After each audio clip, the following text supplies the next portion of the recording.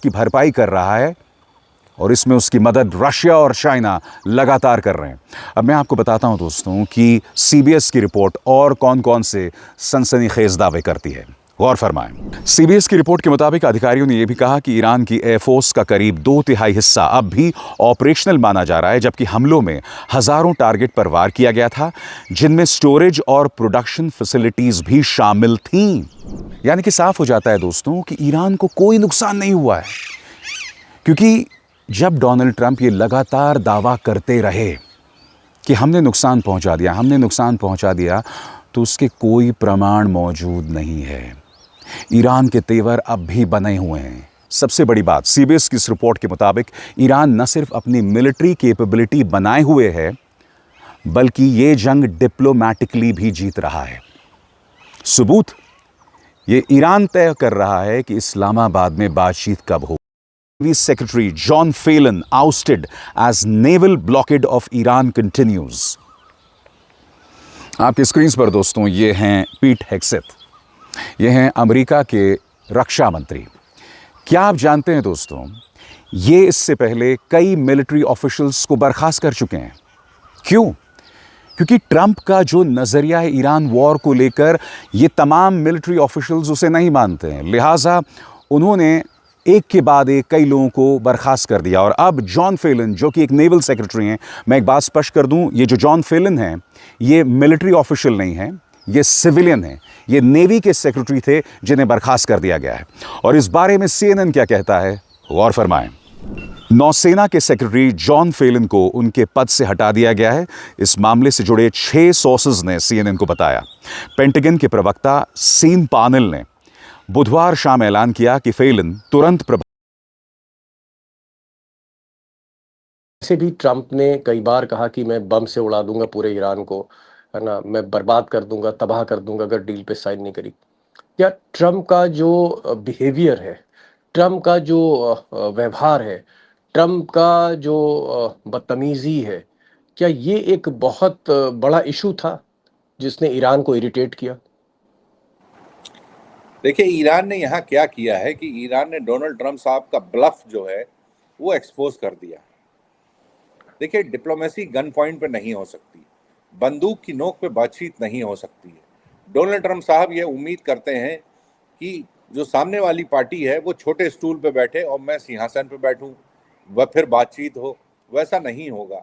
Iran ने शुरू से एक बात अपनी क्लियर कर दी है कि आपकी धमकियों से हम डरने वाले नहीं हैं।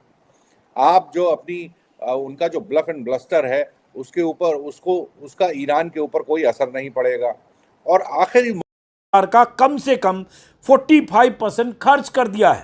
थर्ड मिसाइलों के भंडार का कम से कम आधा हिस्सा हो गया है, जो बैलिस्टिक मिसाइलों को रोकने के लिए बनाई गई है। और पैट्रियट एयर डिफेंस इंटरसेप्टर मिसाइलों के भंडार का लगभग 50% हो गया, मतलब आधा भंडार, आधा स्टॉक इन इंटरसेप्टर्स का, एयर डिफेंस सिस्टम की मिसाइलों का खत्म हो गया है। ये सीएनएन कह रहा है। ऐसा centre for strategic and international studies के एक नए विश्लेषण में बताया गया है। इन आंकड़ों का मेल अमेरिकी भंडार से जुड़े पेंटागन के गोपनीय डेटा से भी मैच करता है। इसी में यह कहा गया, बहुत जरूरी है, जरा गौर से सुनिएगा। इसमें कहा गया है कि विश्लेषण और सूत्रों के मुताबिक अमेरिकी सेना ने अपने टॉमहॉक मिसाइल भंडार का लगभग 30% खर्च कर दिया है। लंबी दूरी की joint air to surface stand off मिसाइलों के भंडार का 20% से अधिक खर्च हो चुका है और SM-3 और SM-6 मिसाइलों के भंडार का लगभग 20%। इन प्रणालियों को फिर के साथ सफर करते करते भारत और पाकिस्तान के पानी में प्रवेश करते हैं और वहां से अंतर्राष्ट्रीय पानी की तरफ निकल जाते हैं। अमेरिका की सेना ने इन दावों का खंडन कर दिया है। कहा है उसके ब्लॉकेड ने ईरान के 29 जहाजों को पीछे मुड़ने पर मजबूर कर दिया है। ब्रिटेन के मैरीटाइम ट्रेड ऑपरेशन सेंटर ने जहाजों को चेतावनी दी है कि होर्मुज में कई तरह की गतिविधियां चल रही हैं। कुछ भी संदेहास्पद दिखाई दे तो उसकी रिपोर्टिंग तुरंत कीजिए।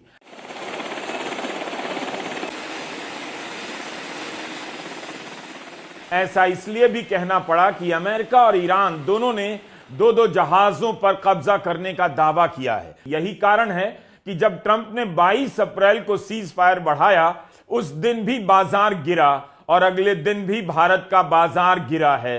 कच्चे तेल का भाव $100 प्रति बैरल हो गया है। रुपए लीटर से बढ़कर 160 रुपए लीटर कर दिया गया। क्या आम लोग जिस पेट्रोल और डीजल की खपत करते हैं उसके दाम भी बढ़ेंगे? गैस के सिलेंडर के दाम तो बढ़ा दिए गए, मगर पेट्रोल और डीजल के दाम नहीं बढ़े। 29 मार्च को ही मोदी सरकार ने कह दिया पेट्रोल और डीजल के दाम नहीं बढ़ाए जाएंगे। तब बीजेपी ने सरकार के इस फैसले का स्वागत किया कि प्रधानमंत्री ने दाम नहीं बढ़ाकर दयालु एंड कृपालु बोथ के होने का परिचय दिया। उस दिन पेट्रोलियम मंत्री ने कहा सरकार ने एक्साइज ड्यूटी 10% घटाकर दामों को बढ़ने से रोका है। सवाल है सरकार कब तक पेट्रोल और डीजल के दाम को रोकती रहेगी? क्या उसके लिए चुनाव के बाद भी रोके रखना संभव होगा? कोटक बैंक प्रतिष्ठित बैंक है। इसी से जुड़ी एक और संस्था है कोटक इंस्टीट्यूशनल इक्विटीज। इसकी एक स्टडी आई कि पश्चिम एशिया की जंग का एनर्जी सेक्टर पर क्या असर पड़ रहा है। इसी में उन परिस्थितियों के बारे में बताया गया है कि जिस तरह से भारत की रिफाइनरी का घाटा बढ़। जी हाँ दोस्तों, ट्रंप ने सीज फायर का ऐलान कर दिया है और कहीं ना कहीं इस सीज फायर के साथ ही ईरान की एक बहुत बड़ी जीत हमें दिखाई दे रही है। उस महाशक्ति को ईरान ने हराया है जिसे वर्ल्ड में सुपर पावर बोला जाता है। जिस तरह ईरान ने अमेरिका को बैकफुट पे रखा है, काबिल तारीफ़ है। इतने बड़े हथियारों, जंगी जहाज़ों का सामना जिस तरह ईरान ने किया है वो बहुत ही फ़ायदेमंद है। तो बहुत से स्टेप हैं जिससे मैं बता सकता हूँ कि ईरान की जीत कैसे हुई है। नंबर 1, उनका बैलिस्टिक मिसाइल। उनका मिसाइलों का ज़ख़ीरा ख़त्म ही नहीं हुआ। अगर अमेरिका इन्वेड करने की सोचता तो उन्हें उनकी मिसाइलों का सामना करना पड़ता। और बताया ये जा रहा है कि ईरान के पास दुनिया के सबसे ज़्यादा मिसाइलें जो रखता है वो ईरान रखता है। नंबर 2, उनका साइन ड्रोन, कम बजट में बना हुआ साइन ड्रोन अमेरिका को बैकफुट पे रखता था और अमेरिका के मिलियंस ऑफ डॉलर के हथियारों को डिस्ट्रॉयड कर देता था। ठीक है, ईरान की जो मिसाइलें हैं वो कहीं ना कहीं अमेरिका को बैकफुट पे नज़र आते हुए नज़र आई थी। और ट्रंप ने जल्दी ही भाप लिया था। 1 महीने के अंदर ही जिस तरह से ट्रंप ने ये भाप लिया था कि वह ईरान को इन्वेड नहीं कर सकता। यह कोई वियतनाम वाली वॉर नहीं है या कोई अफ़गानिस्तान वाली वॉर नहीं है। ये वॉर उससे लंबी चल सकती है, क्योंकि अफ़गानिस्तान में तो किसी न किसी तरह पपेट गवर्नमेंट चला रही थी, पर यहाँ पर पपेट गवर्नमेंट चलाने का कोई रूल ही नहीं था दोस्तों। क्योंकि जो ईरानी जनता है वो अमेरिका के ख़िलाफ़ थी और अमेरिका के शाही पपेट को वो नहीं बैठने देती। ठीक है, और ईरान को यह जीत मुबारक हो।